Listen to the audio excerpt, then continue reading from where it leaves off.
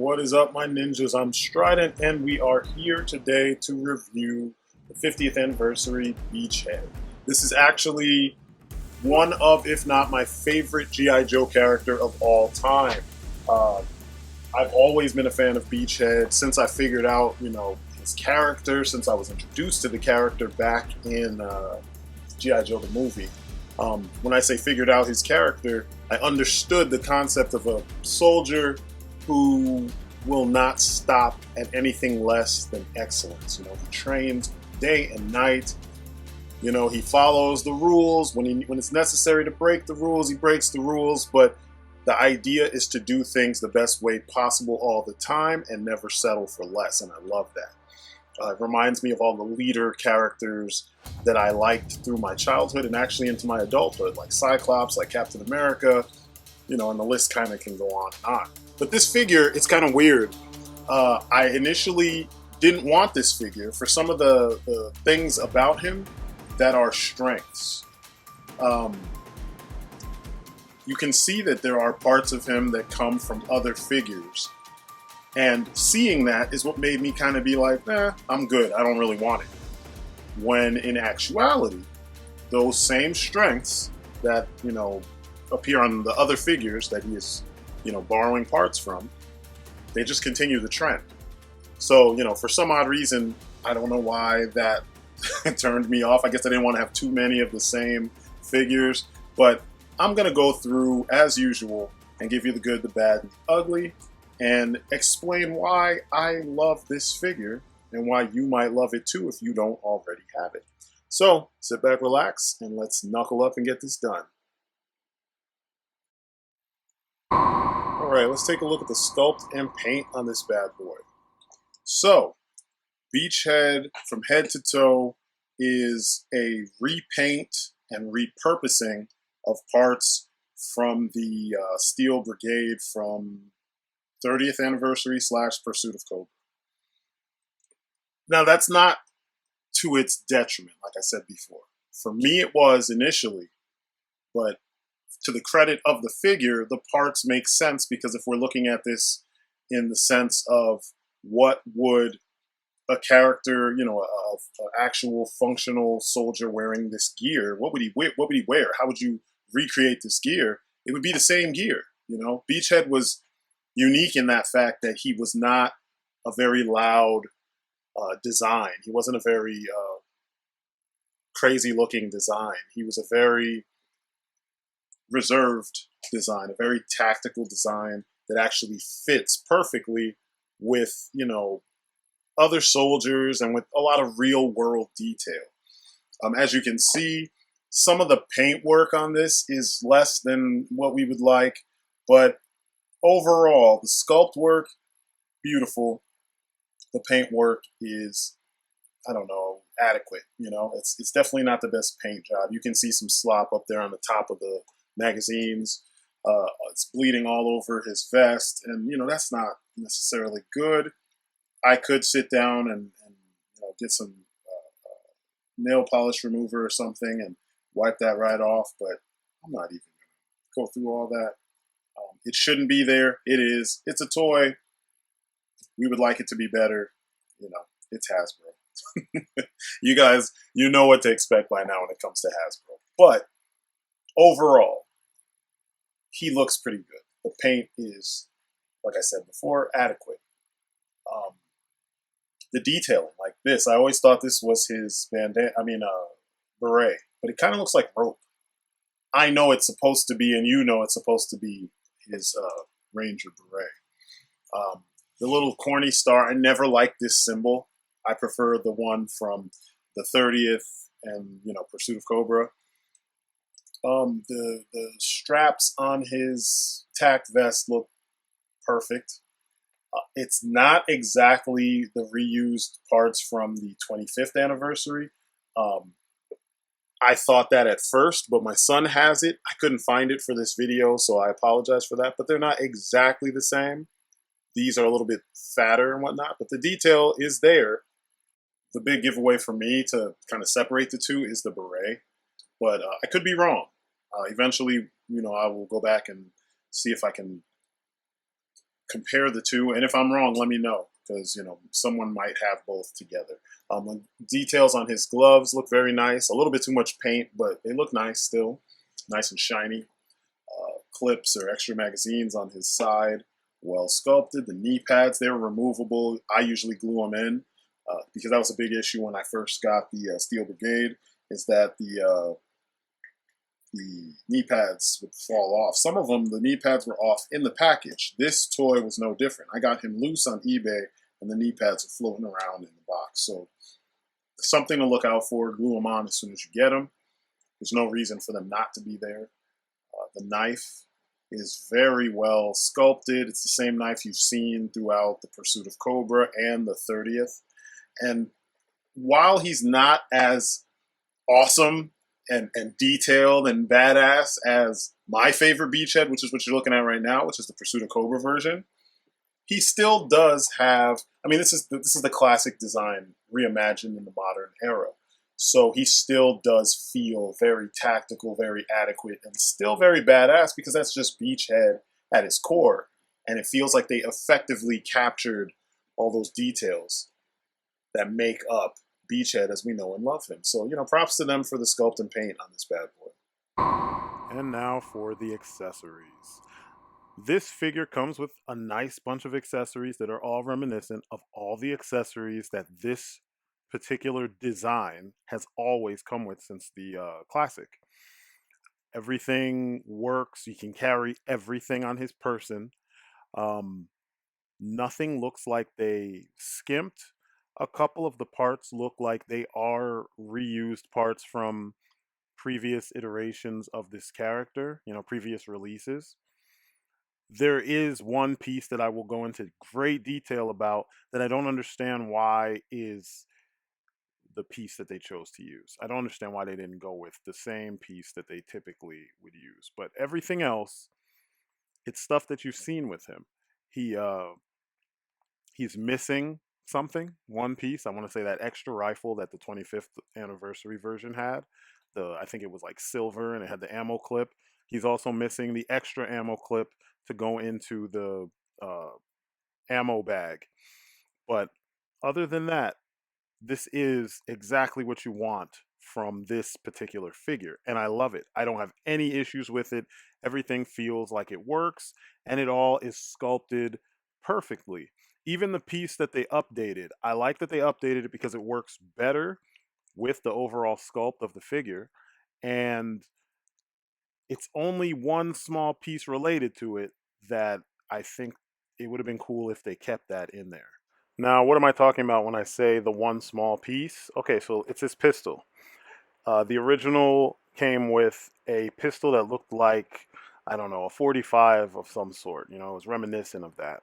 The other figures to use this particular body mold, they always came with what we like to call the hush puppy pistol. It's a small pistol with a silencer. Um, for some odd reason, he didn't come with it, but he still uses the holster, and he still has the spot on the holster for the silencer, which it made me wonder why, as much as Hasbro enjoys reusing the same parts, why did they not reuse the same parts here? He can hold the gun, so that's not a problem. The gun is a little small, but I mean, every single figure from this first Pursuit of Cobra Snake Eyes to every other figure that has used this body mold, they all came with the Hush Puppy. And I never understood why this figure, this Beachhead, is any different. Now, just to drive home the point, in case you don't remember, just take a look at a bunch of the figures that have used this since, Snake Eyes. And it's an awesome sculpt, don't get me wrong, and it works perfectly, but I expected us to have the pistol and the silencer. So that's just my small nitpick or observation of something I would have done differently, because I feel like it's a tool that a soldier such as Beachhead would use, and he should have that, particular piece included. Maybe give him that gun as an extra, pistol with the silencer. But he still has his crossbow, for silent entry and whatnot, which is perfect. Just like the original one, it comes in two pieces. I always glue the two pieces together so that I don't have to worry about losing anything. But the bow portion and the gun portion are two separate pieces that you combine. Both, as a whole, they can be stored on his back in the backpack, which is beautiful. And the backpack, of course, is just as we remember it. You have the ammo case or ammo bag, and then you have the backpack, like I said earlier, which is exactly the way it has been since the first 25th anniversary version, and it's very reminiscent of the way it was on his very first iteration all those years back in 1986. So, props to them for keeping the spirit alive. It feels exactly like what it should be. Remember that the original figure, the backpack, had all the details, all the weaponry sculpted on, and nothing was removable. But all in all, as a whole, the sum of its parts, this everything works. And they've already perfected it. I mean, they pretty much perfected Beachhead and his shtick as a figure from day one. So the biggest challenge when updating this figure over time is to properly allow for the playability of all these different parts. I wish they did include an extra clip in the ammo bag, and I wish that he had the silencer. But other than that, I can always switch those things out because I've been collecting these figures for God forever. And it's hard to believe that this was 2014. You know what I mean? Like, it's really hard to believe it was 4 years ago, but that's G.I. Joe for you, right? But they succeeded here. Now let's compare. This is a fun part. So, like I said before, this figure is not as amazing to me as the Pursuit of Cobra version, which is probably my all-time favorite version of Beachhead. The paint and everything on the Pursuit of Cobra figures was immaculate. You didn't have the slop that you're seeing on this figure right now. This big old gray splotch just staring you in the face. But we didn't have those problems with POC. But with that being said, you can see that the essence of the character is still present. They did a very good job in keeping it, you know, feeling like that. You know what I mean? Keeping things still together. Now, I'm not the guy who's usually super OCD about which heads were used previously and whatnot, but as you can see, the POC uses the same head as this Beachhead or vice versa, but not the ROC, not Firefly from ROC, even though there are similarities. And I'm going to show you all the a bunch of the Beachheads that I have. I think actually these might be all the Beachheads that I have, minus maybe one. You'll get to see them all together. The last one is my custom. I made that to kind of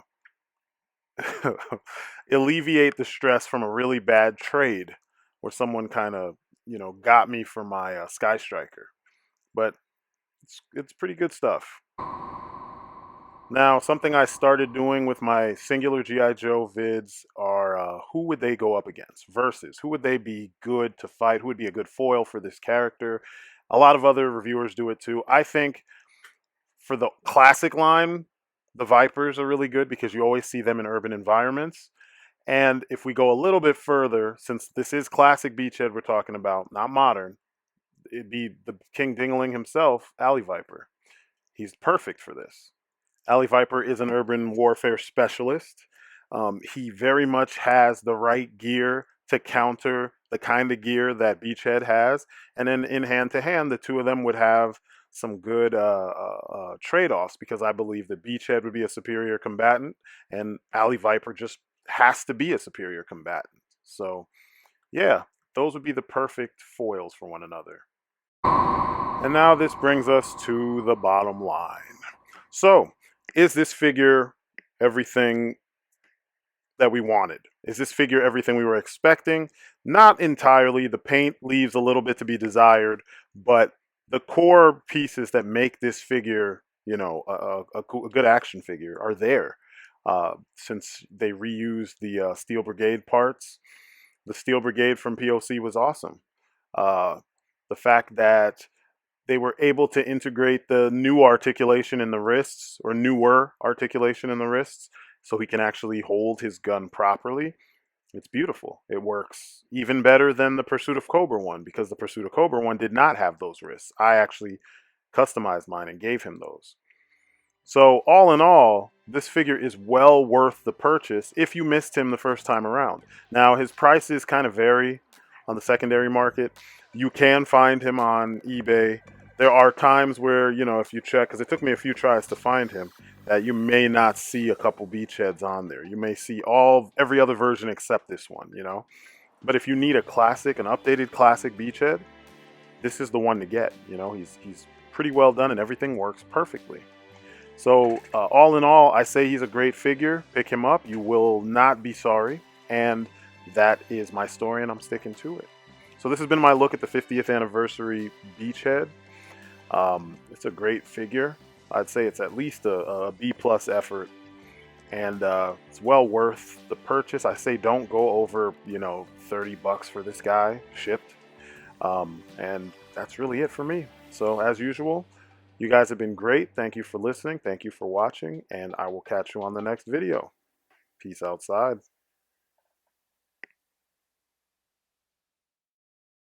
So, YouTube systems are monumentally broken. The apocalypse has left us all kind of screwed. And if you care about the future of this channel and you want to see more content like this, please feel free to give me a thumbs up, a thumbs down if you don't like what I'm doing. If you haven't already subscribed and you do want to have more of this stuff sent to you, remember to subscribe and click the bell and let them know you want all the notifications. For some reason, YouTube, just like I said, they're broken and don't care. If you do want to help out even more, feel free to check me out on Patreon. Anything helps, and thus ends my public service announcement. Thanks as always, and peace outside.